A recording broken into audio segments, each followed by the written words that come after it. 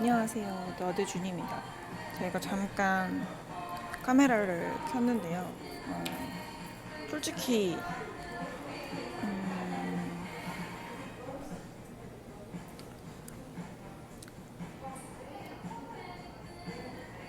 음,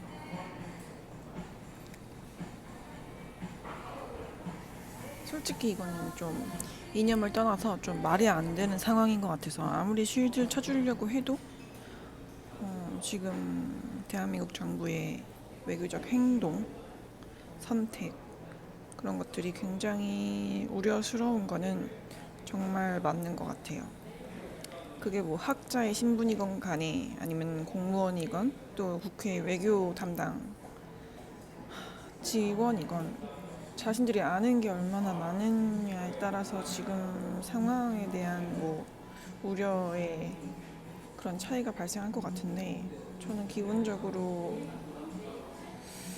제가 그래도 습득해온 학부 시절 때부터 정치 외교 전공하고 지금 북한학을 전공하고 있고 완전 기초를 공부하고 있는 입장이지만 음, 제 연구자로서 그 능력이 아직 지금 뭐 거의 초보 단계죠. 그럼에도 불구하고 지금 계속 공부하고 있는 분야가 그래도 이런 한미 동맹, 한미 동맹은 연구화 하는가 또는 뭐 이런 공부 자체도 어 이렇게 동맹 이론, 북한학 수업 지금 대학원에 다니고 있는 그 수업 지금 강의 기획서거든요. 제가 지금 계속 이거를 9월달 초부터 그러니까 거의 2달째 하고 있고 지난주에 주제 발표할 때도 주제가 한반도가 어, 위험할 수 있는 그런 배경적 또는 앞으로의 그런 현상적 의미, 우려 이런 것들을 또 연구를 하는 주제 방향을 잡았었기 때문에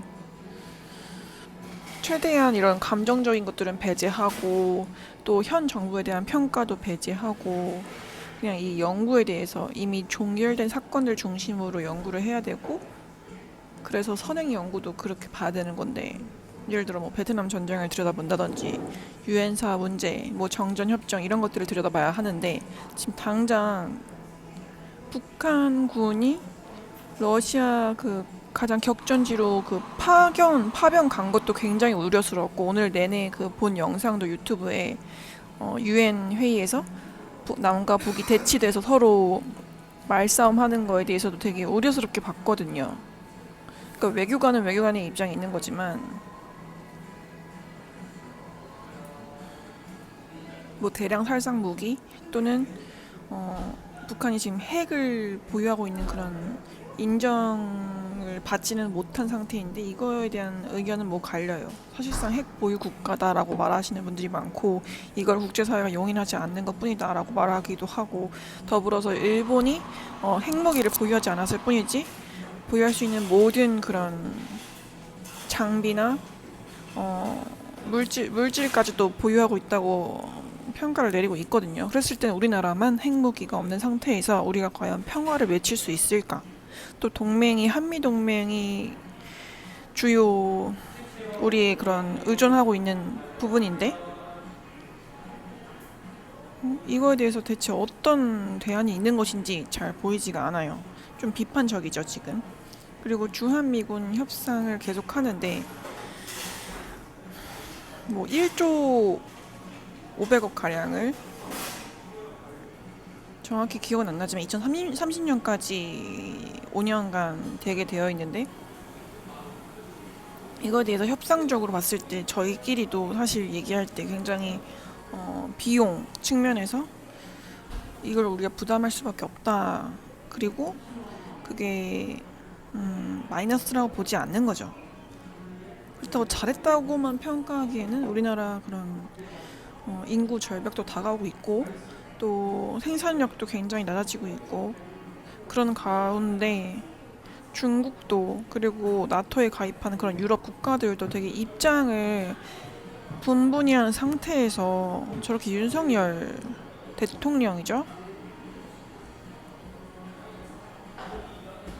그렇게 자꾸 자신의 그런 정치적인 이익을 위해서 우크라이나 대통령과 통화를 하고 이게 오늘 계속 섣부로 뜨지 않습니까? 이것 때문에 제가 지금 동영상을 킨 건데 이거는 진짜 이 역사를 통해서 또 우리가 외교적으로 정치적으로 군사적으로 배울 것들 보완할 것들 분명히 생길 수밖에 없어 이 정부 5년간을 통해서. 근데 좀 선을 넘고 있다는 생각이 굉장히 많이 들어요. 레드 라인을 많이 넘고 있는 것 같고 이게 아무리 정치 학문적으로 본다 할지라도 뭐 현실주의에 입각해서 동맹 체제를 강화시켜서 확실한 노선을 걷겠다 뭐 이해할 수 있어요. 그런데 북한 구인이 개입한 거는 김정은 정권이 결정한 것이지 우리까지 그거를 따라 들어가서 뭐 약속하고 그럴 이유가 하등 없거든요. 심지어 뭐 지금 뭐 또 속보로 JTBC 속보로는 뭐 기금이 부족해서 세수가 부족해서 예비비로 있는 청약까지도 손댔다는 기사들 나오던데 그냥 이런 생각이 들 수밖에 없는 것 같아요. 이슈를 덮기 위해서 또 다른 이슈를 계속 만드는 것이 아닌가. 왜냐면 지금 젤렌스키 대통령과 통화했다는 우크라이나 대통령과 통화했다는 그 속보를 대통령실이 낸 거거든요. 뭐 여기 지금 내용 보면 결국에는 뭐 자주냐 동맹이냐 이런 얘기들은 늘 있어 왔어요. 한반도를 둘러싼 그런 어쩔 수 없이 우리나라가 숙명적으로 운명적으로 헤쳐나가야 하는 것들. 근데 그렇게 운명적으로 받아들이지 않으려고 굉장히 연구자들이 노력하고 있고 뭐 회의적으로 패배주의적으로 가지 않으려고 수많은 국제정치 이론도 가져오고 또 북한을 있는 그대로 바라보려고 노력도 많이 하고 있고 그게 북한 연구학자들이 쭉 80년대부터 70년대부터 연구해온 방향성이고 근데 이런 걸 다 제 머릿속으로 이해는 하는데 저는 여기서 결론이 안 나오는 거죠. 왜냐면 선행 연구를 보더라도 제가 체감하고 있는 그런 위험성 정도와 훨씬 강도가 약하니까. 근데 지금 윤석열 정부가 쭉 오늘 내내 기사 내고 하는 그런 행동들을 보았을 때는 이건 이념적인 문제가 아니라 그냥 계속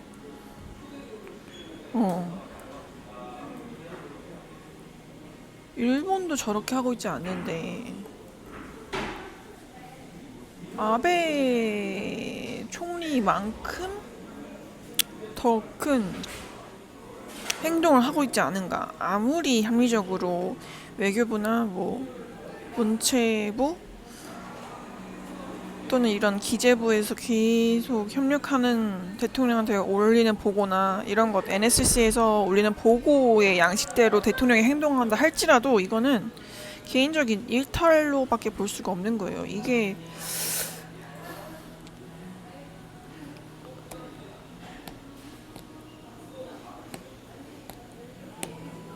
저는 오늘을 기점으로 진짜로 이제는 분노를 넘어서 박근혜 정부 때 버금가는 그런 분노가 일 것 같아요. 왜냐면 한반도를 누구나 우리 젊은 세대들은 지금 전쟁이 일어날 거 생각하지 않는 세대잖아요. 전쟁을 경험한 적도 없고. 근데 이거는 좌파 우파 다 필요 없고 그냥 한반도가 전쟁이 나든 말든 깊게 관여를 해버림으로써 너무나 우려스러운 상황인 거죠. 우크라이나 전쟁으로 오히려 서방 국가들은 그 재고였던 탄알까지 다 써버림으로써 오히려 호황을 누리고 있다는 그런 자조적인 그런 수업 시간에 평가도 있었거든요. 근데 거기서 한 발 더 나아가는 윤석열 대통령의 행동을 전혀 이해할 수 없다는 거죠. 과연 국내 국제 정치학자들, 뭐 북한 공부하신 연구자분들 이걸 어떻게 바라볼지 모르겠지만 전 더 이상 쉴드 쳐줄 수가 없을 것 같습니다.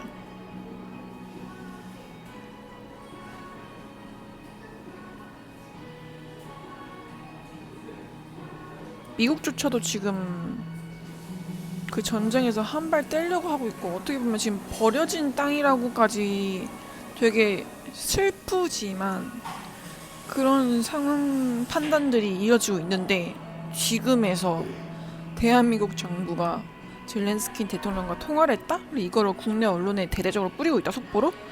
굉장히 말이 안 되지 않을까요? 북한이 요동치고 있으니까 우리나라도 덩달아서 이미 전략적 그 재래식 그런 거에서도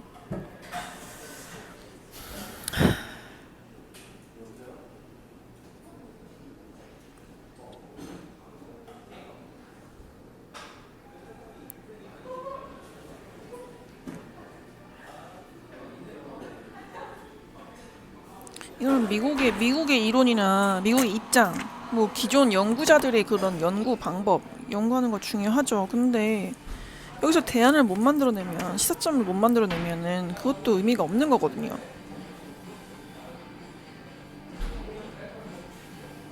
방법에 있어서는 다양한 방법이 있겠지만 전쟁을 의도하고 말 한마디로 갈등이 증폭될 수 있는데, 또 하나 이해 안 되는 게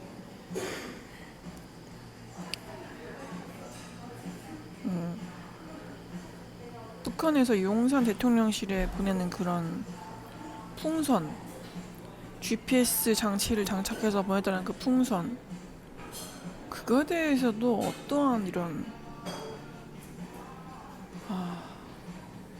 대국민 담화라든지 그런 게 아무것도 없다는 게 너무나 절망스럽고, 고작 그 디올백 하나 그런 걸로 우리가 매번 그런 보도를 접해야 한다는 게 참 참담한 것 같습니다.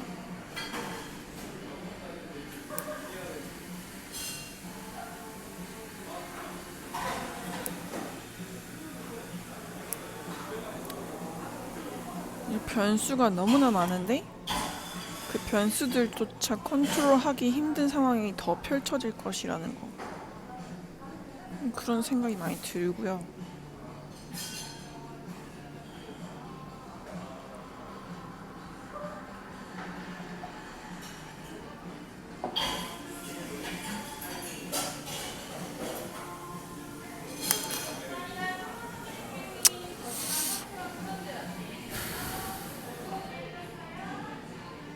제가 이걸 왜 하고 있나 싶어요, 지금.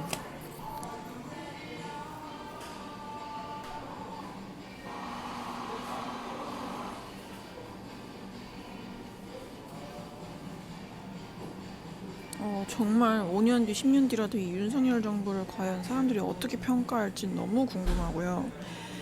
아, 조목조목 잘못한 것들을 평가하는 것도 짜칩니다. 1년 전부터 얘기했던 것 같은데, 저도 지인들과 모이면 누가 끌어내렸으면 좋겠지. 우리가 굳이 시간을 내서 바쁜 시기인데 다들 살기 너무 퍽퍽하잖아요. 직장인이든 뭐 학생들이든 그 누구든 소상공인이든 정말 살기가 쉽지 않은데 누가 또 나가서 이 겨울에 또 촛불 집회를 합니까?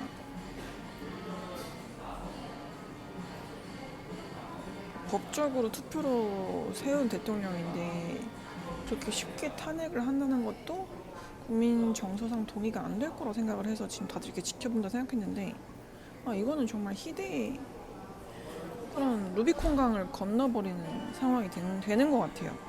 이게 과연 정책이 될 수 있을까요? 전면전을 가더라도 왜 우크라이나와 우리나라가 사직생의 그런 각오로 임해야 되는지 잘 모르겠습니다.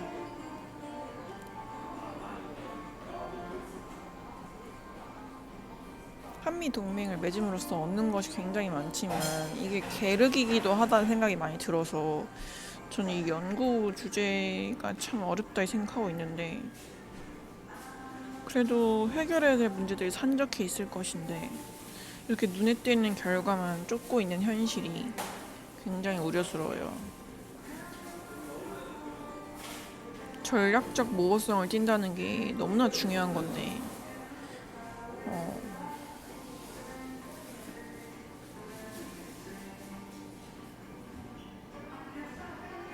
우리나라가 사실은 단일 민족이기도 하고 되게 여러 경제적 위기에 봉착될 거는 맞는데